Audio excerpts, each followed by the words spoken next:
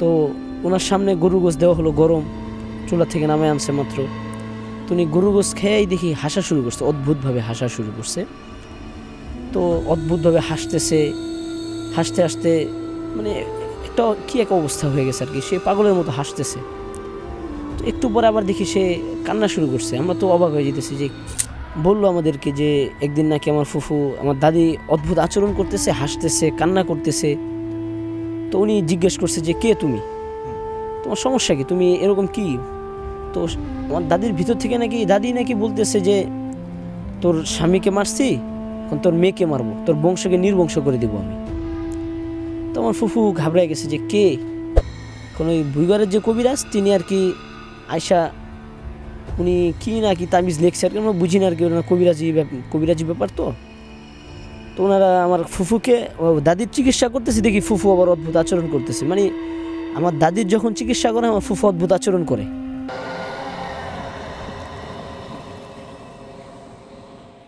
ঘটনা হচ্ছে আমার দাদির সাথে ঘটছে আর কি। আমার দাদি বাসাবো থাকতো আর কি, বাসাবো নন্দীপাড়া। তো উনি একদিন বাসাবো কালীবাড়ি শ্মশান ঘাট আর কি, কালীবাড়ি মন্দির আর ওখানে একটা শ্মশানও আছে পাশাপাশি। তো উনি ওখান দিয়ে নাকি, এটা আমরা পরবর্তীতে জানতে পারছি আর কি। তো একদিন কোরবানির সময় আর কি, কোরবানির সিজনে তো আমরা অনেকেই গরু গোশ খাই, গরু গোশ তো খাওয়া হয় আমাদের আলহামদুলিল্লাহ। তো উনি একদিন আমরা সকলে বসা আছি, গরম গরুর গোশ পোলাও রান্না হয়েছে, পাক করা হয়েছে। তো সকলে আমরা খাইতেছি। তো ওনার সামনে গরুর গোশ দেওয়া হলো, গরম চুলা থেকে নামে আনছে মাত্র। তো উনি গরুর গোশ খেয়েই দেখি হাসা শুরু করছে, অদ্ভুতভাবে হাসা শুরু করছে।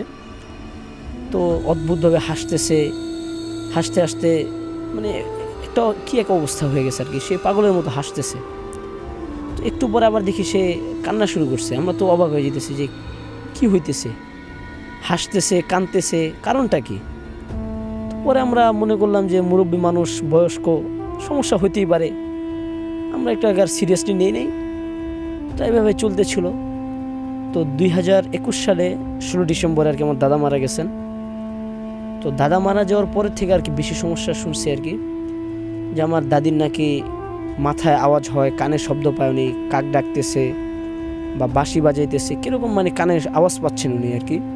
আর মাথার ভিতরে নাকি কেউ বাইরে মানে হাতুড় দিয়ে পিটাচ্ছে, এরকম মনে হচ্ছে আর কি তার কাছে। তো উনি আমার বাবাকে বললো যে এমন এমন এই সমস্যাগুলো হচ্ছে।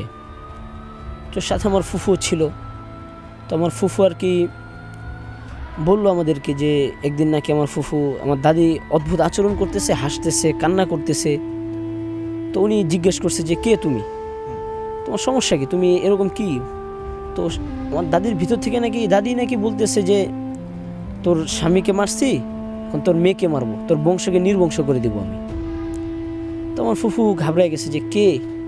তো আমার দাদা মারা যাওয়ার পরে আর কি ঘটনা, পরে বলতেছে যে তোর হাজব্যান্ডকে তো আমি মারছি, তোর মেয়েকে আমি শেষ করে ফেলবো। তো এরপরে আমাদেরকে বলার পরে আমরা অনেক কবিরাজের কাছে দৌড়াদৌড়ি করি নিয়ে। তো শেষ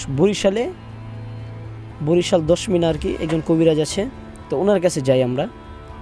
তো উনি আলহামদুলিল্লাহ শুনছি ওখানে অনেক ভালো কবিরাজ। তো ওনার কাছে যখন গেলাম, তো উনি আমার দাদির চিকিৎসা করতেছেন। ওনার চিকিৎসা করতেছেন দেখি উনিও হাসতেছে, পাশাপাশি আমার ফুফুও হাসতেছে। আমার ফুফু হাসতেছে, কাঁদতেছে, আমার দাদিরও একই অবস্থা আর কি। তা দুজনেই হাসি কান্না শুরু করছে। তো এটা আমি উপস্থিত ছিলাম, আমি ঘাবড়াই গেছি যে কী হইতেছে, মানে জিন তারকেও ধরলো নাকি, ফুফুকেও ধরলো নাকি। তো এটা দেখে আমি খুব ভয় পেয়েছি। ভয় পাওয়ার পর আমার তো ওদিনের পর থেকে প্রচুর জ্বর শরীরে, ভয়ে। তো ওখানে কবিরাজ ওনাকে চিকিৎসা দিল, যে শরীর বন্ধ করে দিল, বলছে যে ছাড়াই দিছে। তো পরে আর কি আমরা ওখান থেকে ট্রিটমেন্ট নিয়ে আইসা পড়ছি ঢাকায়। ঢাকায় আসার পর আবার আগের মতো অবস্থা। উনি রাস্তা দিয়ে যদি কোথাও যায়, ওনাকে ফালাই দিতেছেন গাড়ির তলে, বা উনি রাস্তায় নিজের থেকে পুড়ে যাচ্ছেন, মানে কঠিন, ওনার সিরিয়াস অবস্থা আর কি।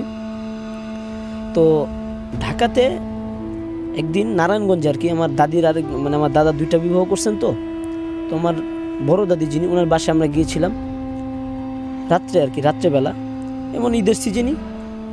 তো সবাই আমরা খাইতেছি, আমরা বাহিরের রুমে 2টা রুম না, বারান্দার রুম। তো আমরা বারান্দায় বসে খাচ্ছি আর কি, গরমকাল। তো খাচ্ছি বারান্দায় বসে, উনি ঘরের ভিতরে ভাত খাইতেছেন, আমার দাদিও ছিল সাথে। তো আমার যে দাদি আর কি, যার সমস্যা, সে গরু গোস খায়া হাসি শুরু করছে, হাসতেছে, অদ্ভুত আচরণ শুরু করছে। তো আমরা সবাই ভয় পেয়ে গেলাম যে এখানে আবার কি হলো। তো পরে আমরা সাথে সাথে দৌড়ায় গেলাম, দেখে হাসতেছে, কাঁদতেছে, অদ্ভুত অদ্ভুত আচরণ করতেছে। তো পরে আমরা, আমার কাকা ছিল আর কি, কাকার ওই এলাকায় ভুইগড় এলাকা আর কি, ভুইগড়ে একজন কবিরাজ ছিল, তাকে তৎক্ষণাৎ নিয়ে আসা হয়েছে। কারণ ওই ভুইগড়ের যে কবিরাজ, তিনি আর কি আয়সা, উনি কি না কি তামিজ লেখছে আর কি, আমরা বুঝি না আর কি, ওনার কবিরাজি ব্যাপার। তো ওনারা আমার ফুফুকে, দাদির চিকিৎসা করতেছে, দেখি ফুফু আবার অদ্ভুত আচরণ করতেছে। মানে আমার দাদির যখন চিকিৎসা করে, আমার ফুফু অদ্ভুত আচরণ করে। তো উনি আমার দাদির চিকিৎসা করতেছেন, ফুফুরও করতেছেন। তো পরে উনি বললো যে দেখেন, ওনাদের সাথে কিছু, মানে ওই কবিরাজ বলছে যে কিছু নাই, ওনারা হয়তো অন্য কোনো সমস্যা ফিল করতেছে, ওনাদেরকে ডাক্তার দেখান। তো আমরা মনে করছি যে ওনারা শয়তানি করতেছে, মানে মনের শয়তানি আর কি তাদের, যে তারা শুধু শুধু অভিনয় করতেছে। পরে আমরা এটা নিয়ে মাথা ঘামাইলাম না, আমরা যে যার মতো আর কি, ওদিন রাত শেষ হলো, পরে আমরা যে যার মতো বাসায় চলে আসলাম, ওনারা চলে গেল। তো উনি বাসা বসার পরে আবার সমস্যা, উনি আবার আগের মতো অদ্ভুত আচরণ করতেছে। ওনার কানে কাকের শব্দ, বাঁশির শব্দ, ঢোলের শব্দ, বিভিন্ন রকমের শব্দ হইতেছে। তো পরে নিয়ে যাওয়া হলো আপনার মদনপুরে আর কি, মদনপুরে লালপুরি হুজুর যে আছে আর কি, সকলেই চিনুন, উনি প্রসিদ্ধ কবিরাজ আর কি, লালপুরি হুজুর। তো লালপুরি হুজুরের কাছে নিয়ে যাওয়ার পর হুজুর নাকি উপস্থিত করছেন। তো সে তাকে জিজ্ঞেস করছে, তুমি কেন আসছো, তুমি মহিলাকে কেন কষ্ট দিও, বেচারিকে? তো সে বলছে যে, মানে কি, যে কালীবাড়ি শ্মশানঘাট যেটা বললাম আর কি, উনি একদিন নাকি যাচ্ছে ওই কালীবাড়ি শ্মশানঘাটের সামনে দিয়ে আর কি, মন্দির, হ্যাঁ মন্দিরের সামনে দিয়ে আর কি। তো যাইতেছে, তো সে নাকি শুয়েছিল আর কি, সে শুয়েছিল, তার বুকে নাকি পাড়া লাগছে আর কি। মানে হিন্দুদের একটা হিন্দু টাইপের পিচাস নাকি বলে না, যে আছে নমো নাকি, মানে জিনদের ভিতরে তো কয়েকটা আছে আর কি, পিচাস আরও কিছু কিছু আছে। তো হিন্দুদের মতো আর কি, ওই হিন্দু ছিল আর কি, অমুসলিম। তো সে নাকি শুয়ে আছে, আমার দাদি পাড়া দিছে তার বুকে। এখন কি সে কেন পাড়া দিল, এটা তার জন্য আর কি, সে বিরক্ত হয়ে তাকে ধরছে। পরে জিজ্ঞেস করছে যে তুমি এই মহিলাকে কষ্ট দিতেছো কেন, ছাড়ো। না না, ওর আমি ছাড়বো না, ওর বংশ আমি নির্বংশ করবো। তো পরবর্তীতে বলছে যে কেন তুই ছাড়বি না কেন? কবিরাজ বলতেছে কেন ছাড়বি না, তোর সমস্যা কি? না, আমার বুকে পাড়া দিছে, আমি ওরা ছাড়বো না, যদি আমি সেদিন মারা যেতাম। পরে লালপুরি হুজুর বলছে যে তোর বুকে পাড়া দিছে, তুই শুয়ে ছিলি কেন রাস্তার ভিতরে? মানুষজন তো, আমরা তো আর তোদেরকে দেখতে পাচ্ছি না, তুই যদি শুয়ে থাকো, এখন আমি যাচ্ছি, তোর গায়ে পাড়া লাগলো তো আমার দোষ না। না আমি ছাড়বো না। পরে হুজুর আর কি ব্যবস্থা নেওয়ার পরে বলছে যে হ্যাঁ আমি ছাড়বো, শর্ত হলো যে খাসির বাচ্চা একদমে কিনা আমাকে ভোগ দিতে হবে। কোথায় দিতে হবে? কালীবাড়ি শ্মশান ঘাট, যেখানে হিন্দুদেরকে পোড়ানো হয় আর কি, ওখানে ভোগ দিতে হবে। তো পরে কিনা হলো, কেনার পরে দেওয়া হয়েছে ওখানে। তো পরে আর কি হয়েছে, আমার দাদির সাথে আর কি যোগাযোগ নাই আমাদের অনেক বছর, 2-1 বছর যাবত আর কি, কোথায় আছে বলতে পারতেছি না। তো আমার মনে হয় আর কি ওনার সাথে আর ওই খাসির বাচ্চাটা দেওয়ার পর আর কি সমস্যা নাই, আলহামদুলিল্লাহ। জাগো এফএম এর অ্যাপ এখন পাওয়া যাচ্ছে অ্যাপ স্টোর এবং প্লে স্টোরে।